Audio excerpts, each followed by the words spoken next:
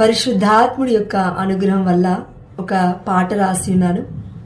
అప్పద్రాక్షరసములలో కొలువైన దేవా, నా కోసం నీవు సిలువలో మరణించితివా. అప్పద్రాక్షరసములలో కొలువైన దేవా, నా కోసం నీవు సిలువలో మరణించితివా.